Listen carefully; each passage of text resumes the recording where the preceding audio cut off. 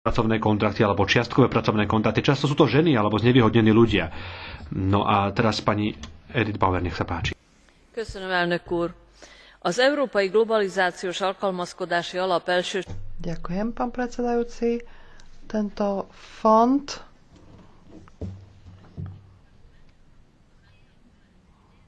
môže pomôcť tým, ktorí sú prepustení v dôsledku prepušťaní.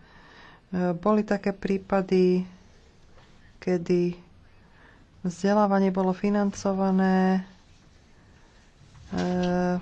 pre investorov z tretích krajín, ale boli samozrejme iné prípady, kedy neboli vyplatené mzdy a je tiež známe, že časť členských štátov nikdy nemala možnosť využiť tento fond, aj keď boli oprávnené, a dôvod bol, že využitie tohto fondu bolo veľmi byrokratické.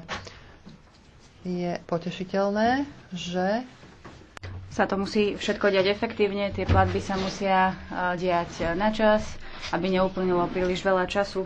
Bohužiaľ sa ale nepodarilo do toho textu zakomponovať všetko, čo sme chceli. Rada totiž bola proti niektorým veciam a pokiaľ ide o situáciu v tých regiónoch, tak to financovanie zatiaľ nie je postačujúce. A teraz k nezamestnanosti mládeže. Aj proti tej je potrebné zakročiť a aj tam môže byť napomocný tento fond. Je naozaj potrebné, aby sme niečo urobili proti nezamestnanosti mládeže. Ďakujem pekne Marian Harkin, lebo myslím, že jej práca je naozaj vynikajúca. Ďakujem pekne, pani poslankyňa. A teraz zostáva slovo pán Derden. Nech sa páči.